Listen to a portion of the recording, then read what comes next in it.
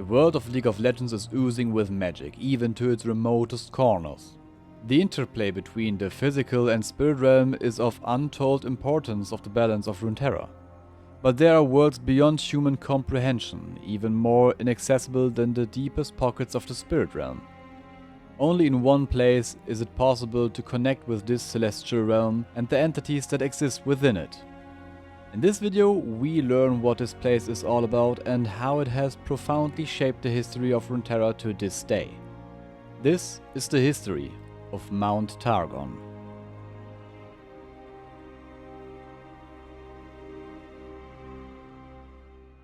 The Aspects. The Aspects are astral beings that exist beyond the material and spirit realm in the celestial realm. They embody concepts and ideas as well as celestial magic, but their ability to interact with the other realities is limited. Mount Targon, the highest peak in all of Runeterra, provides a link between Runeterra and the Aspects. Should they come into contact with mortals, they are able to merge with that person and take them as their host. In doing so, they grant this host a portion of their astral magic and are able to walk on Runeterra and thus interact with the mortal world. These hosts are popularly called the Aspects of Targon. Most of these unions arise when someone manages to reach the top of the mountain and is deemed worthy by an aspect. However, even if one conquers the nearly unclimbable mountain, ascension is never guaranteed, as the Aspects' astral consciousness have an understanding of things in the universe that exceed far beyond what the human's mind can comprehend.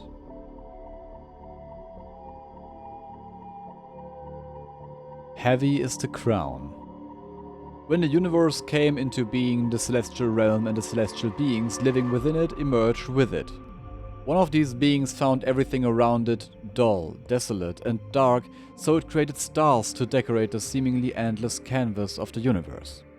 At some point, the celestial being noticed a planet, not of its own creation, orbiting one of the first stars.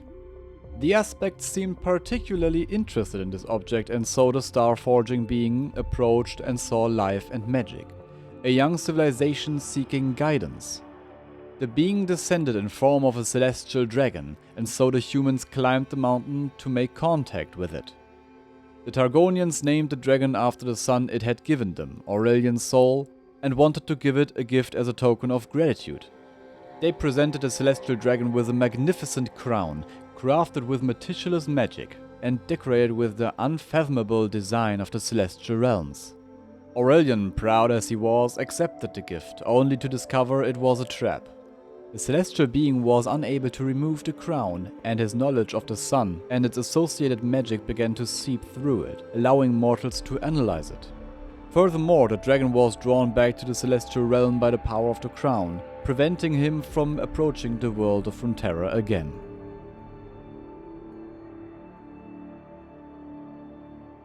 Immortal God Warriors. Since the beginning of the Shuriman Empire, Shurima and Targon have been closely intertwined. Thus, Targon shared his knowledge of the use of solar magic with the growing empire to prepare Runeterra for an upcoming battle. They passed on the knowledge of Ascension and a way to reverse it. They also assisted in the construction of the first sun disk in Nerimazet. With the help of the sun disk, selected citizens of Shurima achieved ascension and thus became powerful, magical, immortal warriors who led the armies of Shurima, known as Ascended or God Warriors. Targon became an integral part of the Shuriman Empire. When the threat of the Void became too great after the fall of Icathia, the Aspects of Targon provided support. However, when the empire crumbled after Azir's failed ascension, the Targonians retreated back to their homeland.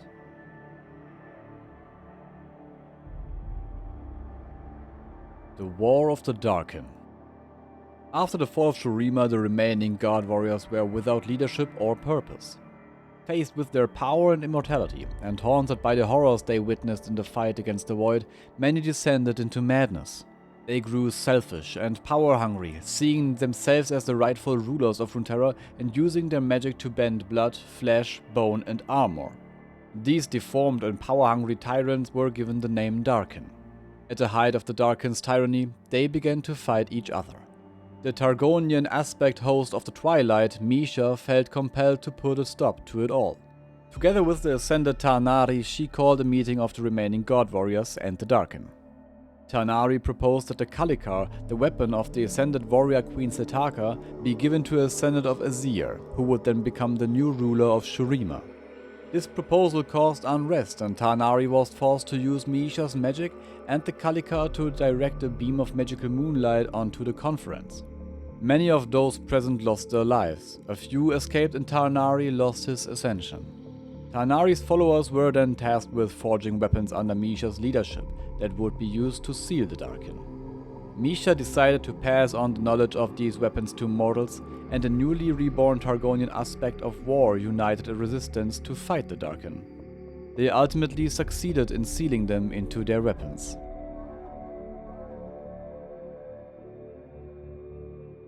The Rise of the Sun. The largest tribe of Targonians were the Rakor, which translates to the tribe of the lost sun. In their beliefs, the sun has to be worshipped like a godly being. Throughout history, the Rakor expelled members of their tribe who questioned these beliefs.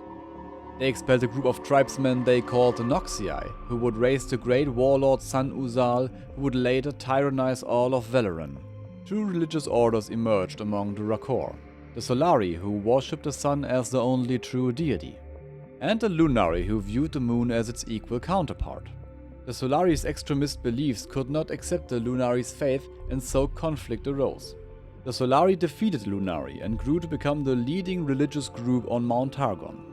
From then on, anyone who opposed the Solari was considered a traitor and heretic, persecuted, and attempts were made to destroy any trace of their existence, including the Lunari, who fled and went into hiding.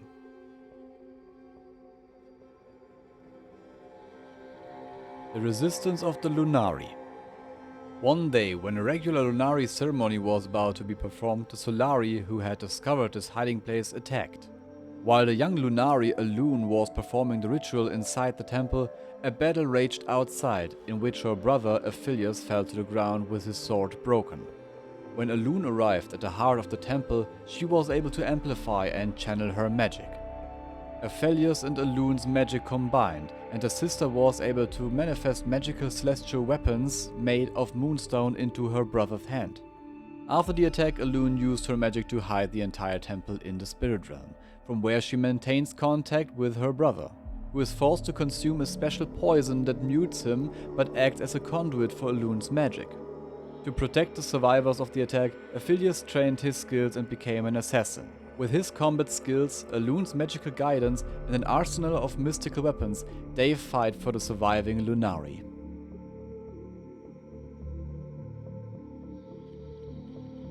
The host of the aspects. Almost 1,000 years ago, the young Lunari Zoe, with her bright and playful nature, caught the attention of the aspect of Twilight. The two merged, and Zoe began exploring the boundaries of dimensions and using her magical powers to play with realities beyond human imagination. When she returned to Runeterra 1,000 years later, she had barely aged, and Runeterra has barely changed in her eyes.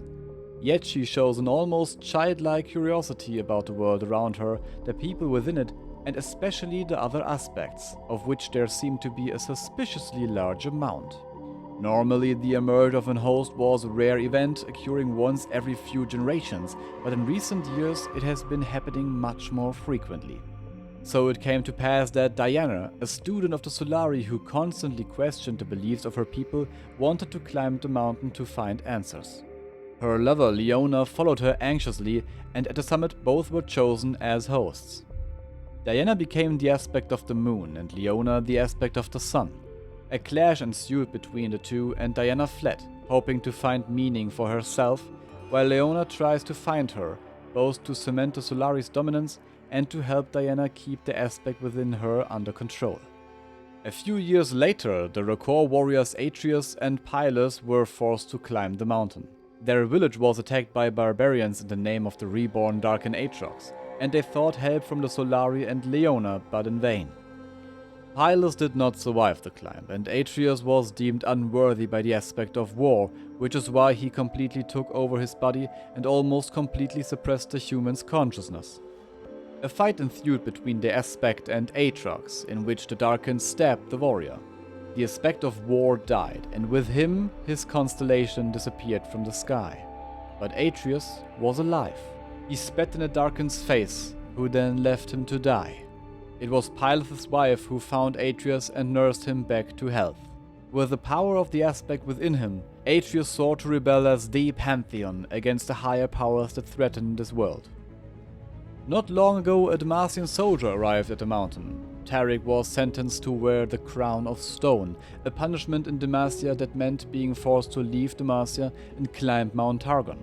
While most of those being sentenced took advantage of this opportunity to escape and begin a new life in exile, Targon chose to accept the punishment and attempt to reach the summit. After a long climb and many trials imposed by the aspects, the aspect of the Protector grew impressed and chose the brave, warm-hearted and righteous Demacian as his host.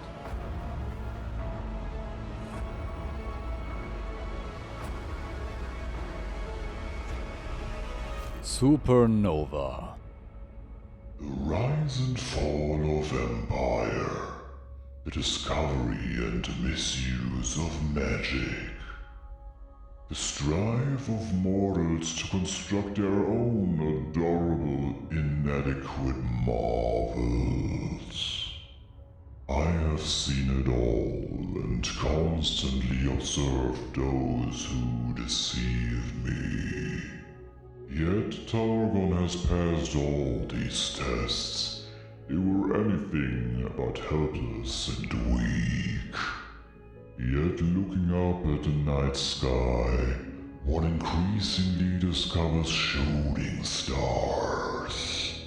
No celestial bodies burning in Runeterra's atmosphere, but small splinters, magical fragments of gold, pieces of a crown beginning to crumble.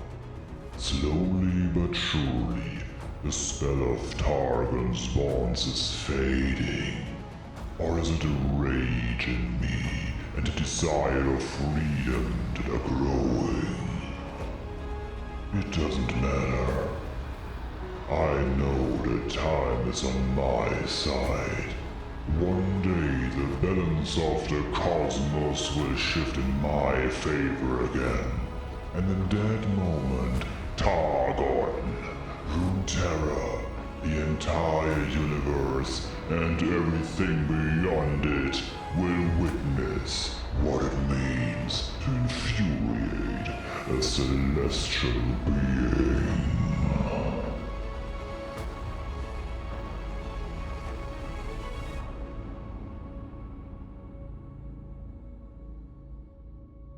As one of Runeterra's oldest cultures, Targon has stood the test of time. They may not be the most advanced or wealthy people, but they have survived some of the greatest empires and catastrophes over millennia, and the aspects have significantly influenced the course of history. What do you think about Mount Targon and its history? How do you think the course of events would have changed if the aspects didn't exist, or at least couldn't interact with mortals? Let me know what you think in the comments, and please leave a like if you enjoyed the video. On my channel you'll find more videos about the oldest stories in League of Legends and an overview of the most important events in Runeterra. If you don't want to miss anything, hit subscribe and ring the bell. Thank you for your attention and interest in the world of League of Legends, and maybe I'll see you in the next video.